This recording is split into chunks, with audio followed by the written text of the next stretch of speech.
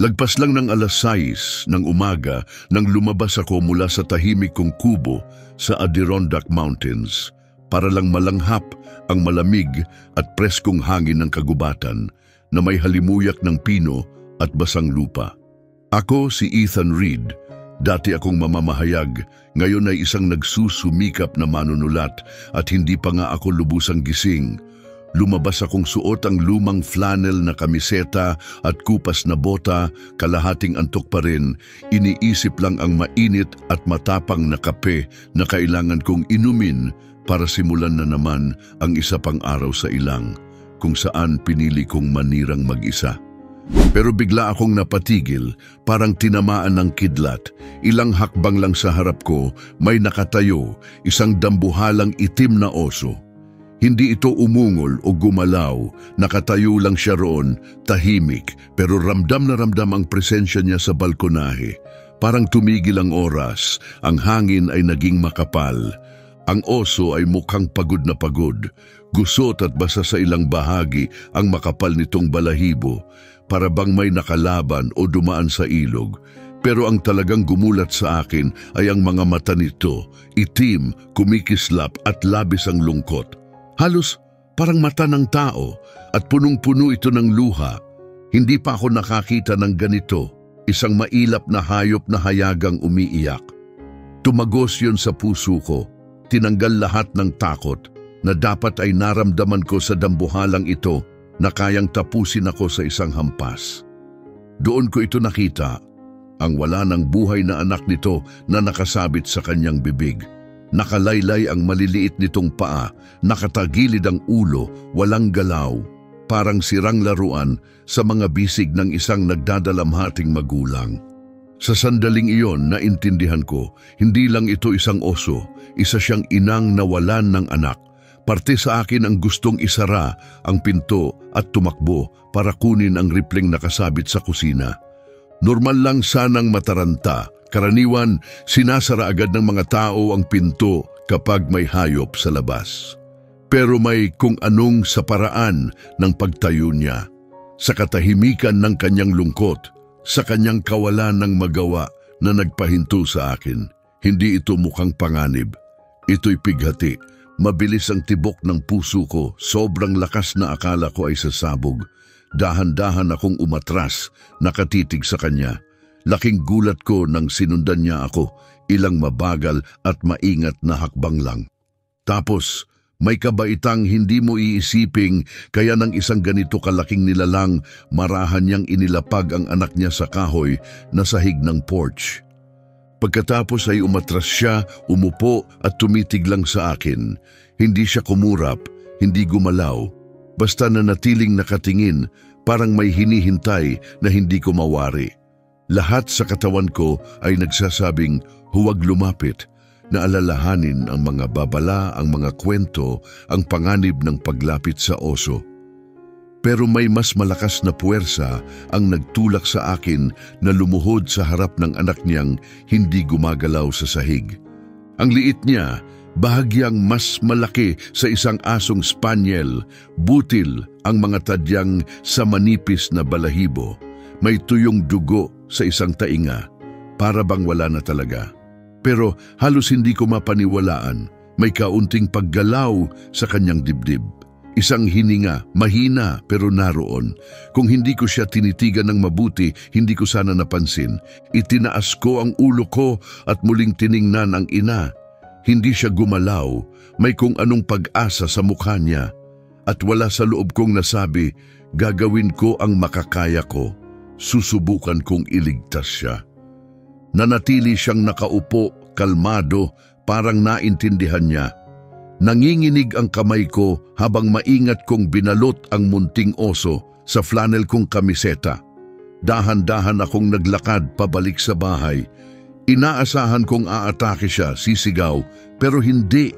Tahimik lang siyang nakaupo, parang alam niyang tutulungan ko ito.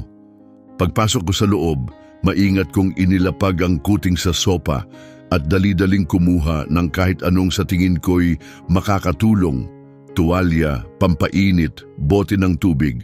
Parang kilos na lang ng likas na pakiramdam ang gumabay sa akin, hindi ng kaalaman. Mula sa bintana, kita ko pa rin ang oso sa labas, isang madilim na anyo sa di kalayuan. Hindi pa rin umaalis ang tingin mula sa bahay ko. Malamig at walang sigla sa mga bisig ko ang kuting, pero buhay pa. Nakatayo ako sa gitna ng silid, hawak ang maliit at marupok niyang katawan habang iniisip, ano na ang susunod? Paano ko siya matutulungan? Hindi ito pakiramdam ng karaniwang engkwentro sa kalikasan. Pakiramdam ko ay may iniatang sa akin na ako'y pinili, gusto ko man o hindi. Hindi ako handa sa ganito. Pero tila ba naniniwala ang inang oso na kaya ko? Hindi siya umalis, hindi siya umatake. Tahimik lang siyang naghintay sa gilid ng mga puno, nakatingin sa bahay ko habang ginagawa ko ang lahat ng kaya kong maisip para iligtas ang anak niya na tila ba pilit pa ring lumalaban. Pero nanatiling walang galaw ang kuting sa sopa, balot ng tuwalya at mukhang sobrang liit pa rin. Lumuhod ako at dahan-dahang idinikit ang dalawang daliri ko sa buto niyang tadyang, umaasang makaramdam ng pintig o kahit pinakamahinang hininga. Wala. Hindi agad. Yumuko pa ako ng mas malapit, sapat para maamoy ang basang kagubatang amoy ng kanyang balahibo, halo sa bahagyang amoy ng dugo. At saka ko naramdaman isang banayad na pag-angat, tapos pagbaba. Mahina pero naroon, humihinga pa siya, lumalaban pa siya. Nandito ka pa, maliit na kaibigan, bulong ko. Hinapit ko siya ng mas mahigpit, balot sa aking kamiseta at nagmadaling pumunta sa likod na silid.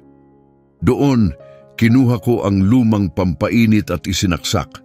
Tinaasan ko ang init at ikinalat lahat ng malambot na gamit na makita ko. Kumot, tuwalya, unan, sinubukang gawing isang mainit at malambot na pugad kung saan siya makakapahinga. Ginawa ko ang lahat para sa isang maliit na silungan para sa marupok na kuting ng oso. Mababaw pa rin ang kanyang paghinga, halos hindi gumagalaw ang dibdib niya at ang isa sa mga paa niya sa likod ay mukhang matigas, parang nagyelo o baka bali. Ang tuyong dugo sa may tainga ay naging maitim, parang dumikit na sa balahibo. Hindi lang ito pagod o lamig. May dinaanan siyang mabigat, masakit. Sa labas, may narinig akong ingay, parang kinakamot ang lupa. Nang sumilip ako sa bintana, nandoon pa rin siya, hindi pa rin umaalis ang inang oso. Tahimik siyang nakaupo, parang estatwa, nakatitig pa rin sa bahay kung saan naroon ang kanyang anak. Kinuha ko ang telepono at tinawagan ang tanging taong alam kong maaaring makatulong, si Laura Stone, ang lokal na veterinaryo na kadalasang nagpapagaling ng baka at kambing, hindi mailap na hayop. Laura, si Ethan to. Kailangan ko ng tulong. May kuting ng oso sa bahay ko. Nasugatan siya, malala. Dinala siya ng ina niya rito at iniwan sa balkonahe ko. Nandun pa rin siya sa labas, naghihintay. Matagal na katahimikan. Pagkatapos, maingat na nagtanong si Laura, Ethan, umiinom ka na naman ba? Hindi, seryoso ako. Wala nang oras para ipaliwanag lahat. Sabihin mo lang kung ano ang dapat kong gawin para matulungan siya. Nag-alinlangan siya muli, tapos napabuntong hininga at nagsimulang magbigay ng mga tagubilin. Panatilihing mainit ang katawan niya. Tingnan kung may pagdurugo. Huwag mo siyang pakainin ng matitigas. Likido lang muna. Subukan mong timplahin ang pulot at mainit na tubig. Ibigay mo sa kanya paunti-unti. Tatawagan ko si Kayla. Dati siyang nagtatrabaho sa wildlife rehab. Pupunta kami dyan. Pagkababa ko ng tawag, nagmamadali akong pumunta sa kusina at nahanap ang isang lumang bote ng hilaw na pulot sa cabinet. Hinalo ko ito sa mainit na tubig at gamit ang turkey baster. Ang pinakamalapit kong gamit na parang patak-patak, dahan-dahan kong binuksan ang maliit niyang bibig at pinatak ang ilang patak sa loob. Sa una walang galaw, walang reaksyon, pero makalipas ang ilang patak pa, kumurap ang kanyang maliit na dila. Kaunti lang, pero sapat na iyon para mapasigaw sa tuwa ang puso ko. Iyon na, sabi ko sa sarili. Sige lang, maliit na isa, lumaban ka pa, huwag mo akong bitawan. Nanatili akong nasa tabi niya ng halos higit 1 oras, pabulong magsalita, paminsang naghaham ng mahihinang tono, at paminsang nagmumura sa sarili sa pagka-frustrate dahil pakiramdam ko ay wala akong alam. Sa lahat ng oras na iyon, hindi gumalaw ang inang oso mula sa kanyang pwesto sa labas. Binuksan ko ng kaunti ang pinto minsan, sapat lang para sumilip, at dahan-dahan niyang iniangat ang ulo niya, tumingin sa mga mata ko at mahinahong ibinaba ulit. Ang munting kilos na iyon, ang katahimikan, ang tiwala, hindi ko makalimutan. Nakakamangha pa rin para sa akin kung paano nagawang isang tabi ng isang mailap na hayop ang takot at ipagkatiwala ang anak niya sa mga kamay ng tao. Bandang tanghali, gumalaw ang isang paa ng kuting sa unang pagkakataon. Hindi malaki, isang tamad na pag-unat lang, pero sapat na. Napatawa ako, may halong luha ng ginhawa, at saka ko lang napansing basa na pala ang mukha ko. Hindi ngayon, maliit na mandirigma, bulong ko, hindi habang nandito ako. Pero sa loob-loob ko, takot na takot ako. Isa lang akong manunulat, hindi isang veterinaryo. May baon lang na ilang kumot, lumang heater at pag-asa. Walang karanasan, walang kaalaman, puro desperasyong tumulong lang. Noong mga oras na iyon, mukha ng isang pansamantalang sentro ng pangangalaga ng hayop ang aking kubo. Halos lahat ng patag na lugar ay natakpan ng mga kumot. May nakapatong na mga tuwalya kahit saan.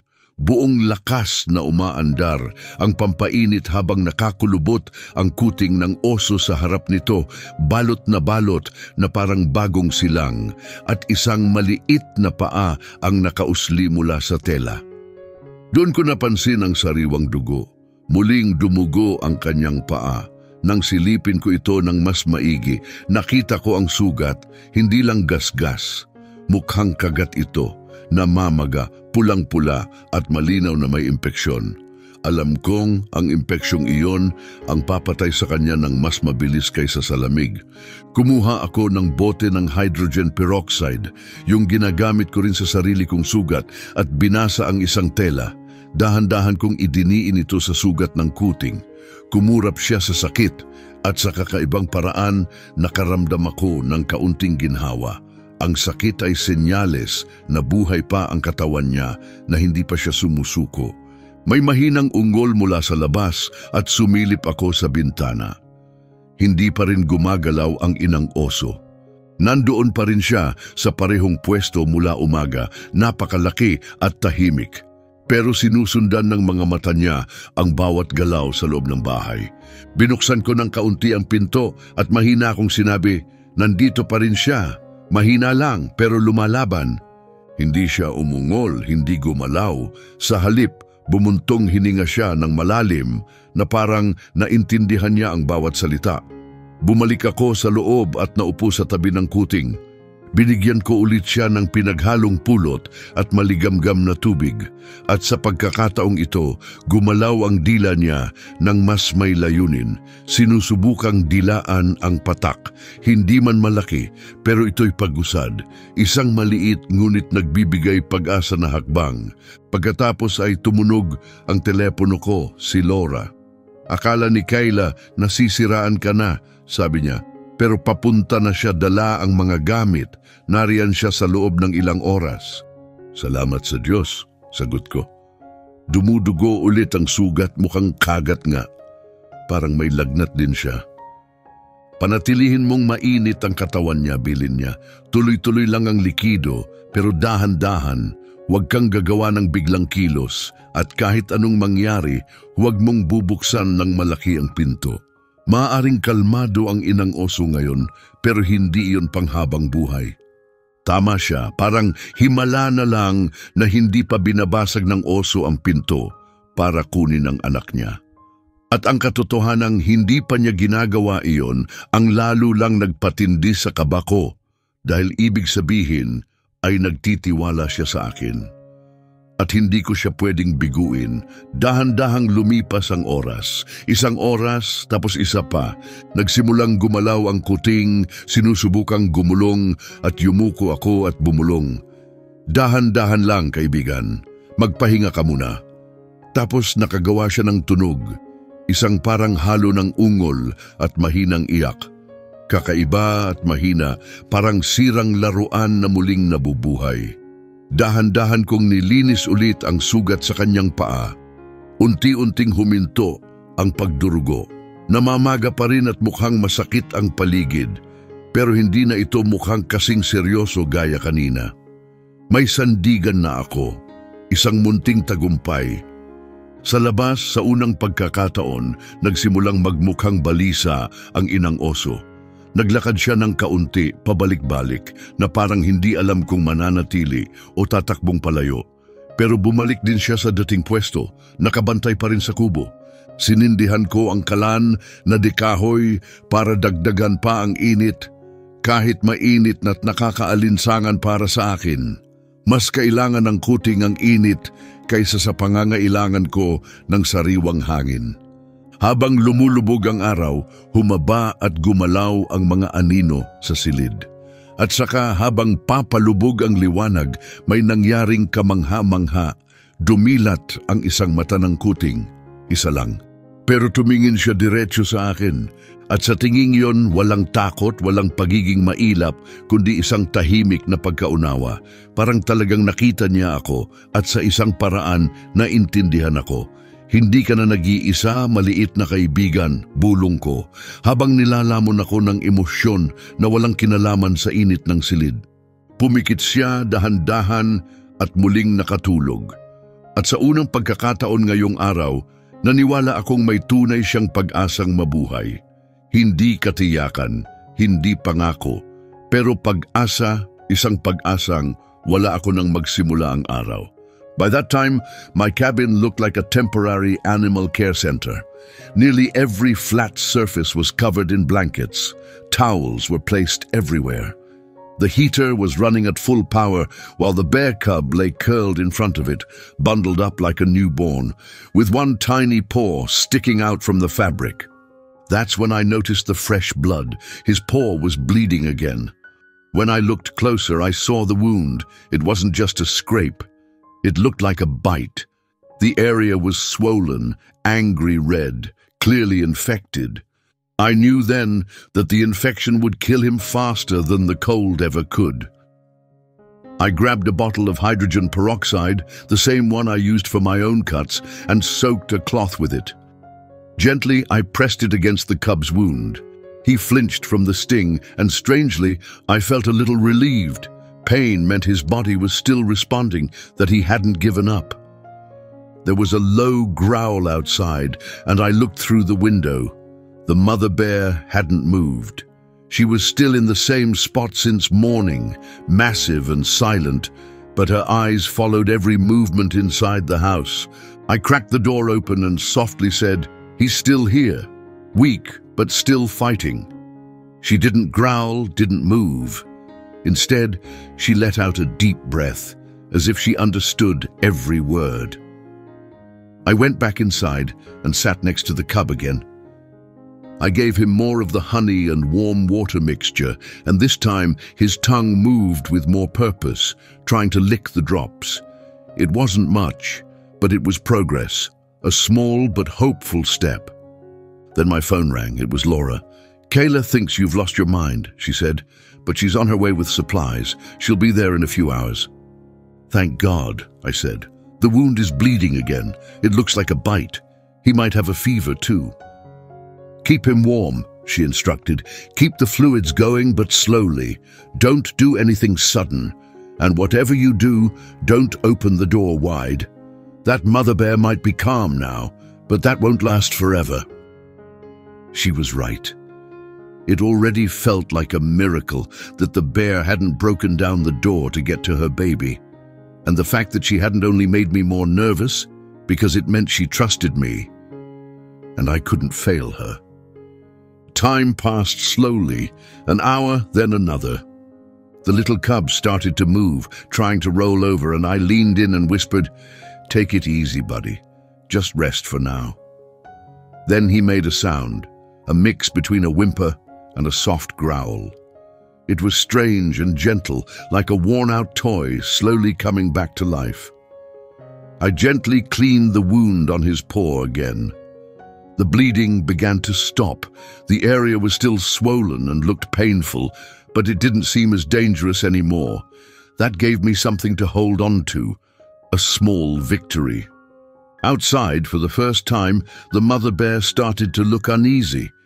She walked back and forth a little, like she wasn't sure whether to stay or run into the woods. But she went back to her usual spot, still keeping watch over the cabin.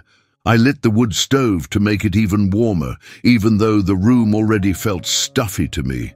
The cub needed every bit of warmth more than I needed fresh air. As the sun went down, the shadows in the room grew and shifted.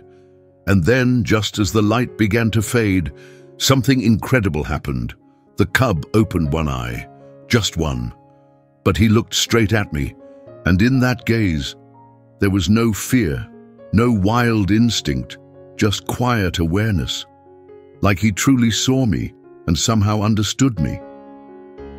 "You're not alone anymore, little friend," I whispered as a wave of emotion washed over me that had nothing to do with the heat. He blinked once, slowly, then drifted back to sleep, and for the first time that day, I believed he had a real chance to live. Not certainty, not a promise, but hope. A hope I didn't have when the day began. Hindi siya nababagay sa loob ng bahay, hindi sa ganitong paraan. Hindi ko pwedeng magpanggap na isa siyang alagang hayop. Hindi ko rin kayang ipagkait sa kanya ang pagkakataong maging kung ano talaga siya. Isang mailap na oso, malayang gumagala sa kagubatan kung saan siya tunay na nabibilang. Pero higit pa sa inaasahan ko ang sakit na naramdaman ko sa ideya ng pagpapalaya sa kanya para itong pamamaalam sa isang bahagi ng sarili ko. Pagsikat ng araw, alam kong kailangan ko na itong gawin. Hindi ko kayang maghintay lang para sa mga wildlife officer na siyang kukuha sa kanya at hindi ko rin kayang hintayin ang inang oso na magkaroon ng lakas ng loob na kuhanin muli ang anak niya. Kaya dahan-dahan kong inilagay si Bruno sa isang malaking lalagyan, tinapalan ng mga kumot na nakasanayan na niya. Isiniksik ko ang paborito niyang laruan, isang lumang bola ng tennis, at nag-impake ako ng kaunting pagkain para sa biyahe. Pagkatapos ay isinakay ko ang lalagyan sa truck at nagmaneho papasok sa kagubatan, papunta sa lugar na sa tingin ko ay malapit sa kanyang lungga. Dahan-dahan akong nagmaneho sa palikulikong daan, alerto sa anumang palatandaan ng presensya ng mga oso, hanggang marating ko ang isang tahimik na clearing na napapalibutan ng makakapal na spruce. Huminto ako at bumaba ng sasakyan. Binuksan ko ang lalagyan. Kumurap si Bruno sa sikat ng araw at tinaas ang ilong, sinisinghot ang pamilyar na amoy ng kagubatan. "Dito ka nabibilang, maliit na kaibigan," mahina kong sabi, habang unti-unting humihigpit ang lalamunan ko. Umatras ako ng ilang hakbang, binibigyan siya ng espasyo para magdesisyon. Dahan-dahan siyang lumabas, nag-aatubili, sinisinghot ang paligid. Tumingin siya sa akin, nalilito, parang nagtatanong kung bakit kami nandoon o anong susunod. At saka may narinig akong tunog, parang mga sanga na nadadaganan ng mabibigat na hakbang. Sa gilid ng clearing, nandoon ang inang oso. Nakamasid, maingat ang tingin niya, hindi agresibo. Nang magtagpo ang aming mga mata, nakita ko ang parehong ekspresyon na nakita ko noong unang umaga, kalmado, mulat at tanggap. Umatras ako ng kaunti pa, ipinapakita na hindi ako banta, na ibinabalik ko lang ang hindi kailanman naging akin. Nananatiling nakatigil si Bruno, parang naguguluhan. Tumingin siya sa akin, tapos sa ina niya, tapos bumalik ang tingin sa akin, parang nahahati sa dalawang mundo. Isa'y puno ng init at pag-aaruga, ang isa'y tinatawag siya pabalik sa kanyang likas na pagiging mailap at malaya. Naglabas ng mahinang tunog Ang inang oso, isang mababa, parang ungol na halos tila himig, at tumingin na si Bruno sa kanya. Tumigil siya sandali, tapos gumawa ng ilang maingat na hakbang, tapos paunti-unting lumapit pa. Unti-unting humigpit ang dibdib ko habang paliit ng paliit ang distansya nila. Habang pinagbubuklod sila muli ng likas na ugnayan at pagmamahal na hinati ng dahas at pagkakataon. Pero bago pa sila magdikit ng ilong, biglang bumalik si Bruno at tumakbo pabalik sa akin. Ipinatong niya ang mukha niya sa tuhod ko, dumidikit, parang nagpapaalam. O baka nagpapasalamat. Hindi ko malalaman. Lumuhod ako at marahang hinaplos ang kanyang balahibo. Sa huling pagkakataon, bumubulong ng mga salitang hindi niya maiintindihan pero baka naramdaman niya. Mabuhay ka, maliit na isa. Maging matatag ka, magiging ayos ka. Pagkatapos ay tinulak ko siya ng banayad sa direksyon ng kanyang ina. Sa pagkakataong ito, hindi na siya tumigil. Tumalbog siya papunta sa ina niya, masigla ang hakbang. Sinisinghot siya ng inang oso sa bawat sulok ng katawan, mabagal at maingat, na para bang kailangang makasiguro na anak niya talaga ito, buhay, buo at ligtas. Pagkatapos ay may hindi inaasahang nangyari. Itinaas ng inang oso ang ulo at tumingin diretso sa akin, at sa isang saglit, isang iglap lang, tumango siya ng bahagya. Pagkatapos ay tumalikod siya at naglakad papasok sa kagubatan kasama si Bruno sa kanyang tabi. Minsan siyang lumingon isang beses lang bago tuluyang nawala sa kagubatan. Matagal akong nakatayo roon, nilalamon ng kakaibang timpla ng lungkot at kapayapaan, ng kawalan at kabuuan. Parang isinara ko ang huling pahina ng isang kwentong hindi ko naman sinadyang isulat, pero nagbago ng lahat. Pagbalik sa kubo, sobrang tahimik. Napakalawak ng katahimikan, napaka-still. Wala na ang maliliit na tapak sa sahig. Wala nang mahinang ungol mula sa ilalim ng mga kasangkapan. Tinipon ko ang mga kumot, laruan at mangkok ng pagkain, lahat ng maliit na bagay na nagpapaalala sa panahong nandoon si Bruno, at inilagay ko sa isang kahon. Inakyat ko ito sa attic. Alam kong hindi ko na ito muling kakailanganin, pero hindi ko rin kayang bitawan ito ng tuluyan. Tahimik na lumipas ang mga buwan.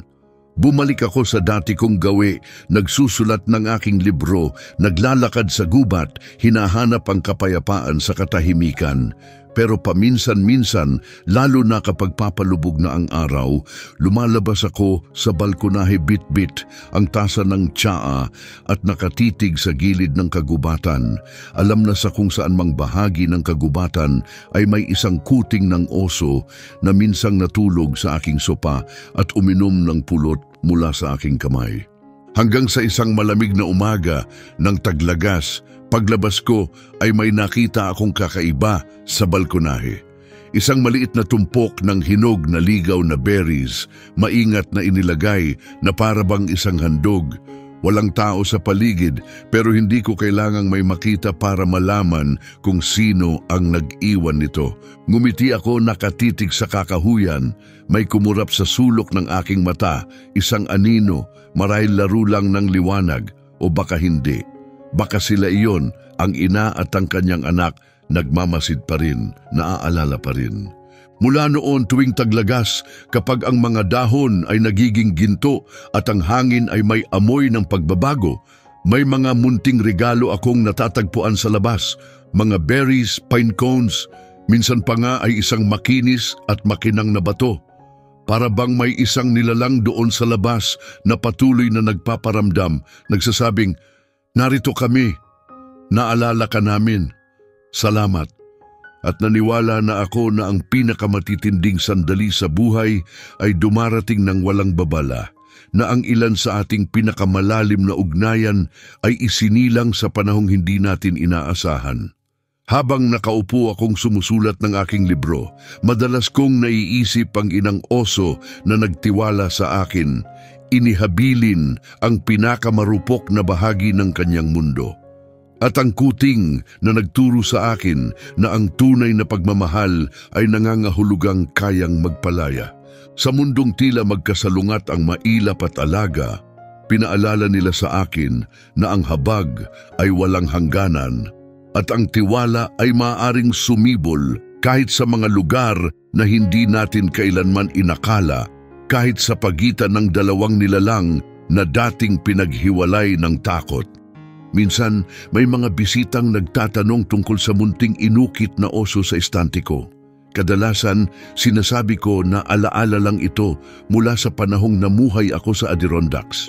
Pero para sa akin, higit pa ito roon. Isa itong sagisag ng mga panahong hindi ko malilimutan. Noong ang tahanan ko ay naging kanlungan at ako'y naging kahit panandalian lang, tagapangalaga ng isang buhay na hindi akin para angkinin, kundi para pangalagaan, hanggang sa dumating ang oras na ibalik siya sa kagubatan, sa kanyang tunay na tahanan, at sa ina niyang kailanmay hindi tumigil sa paniniwalang babalik ang kanyang anak.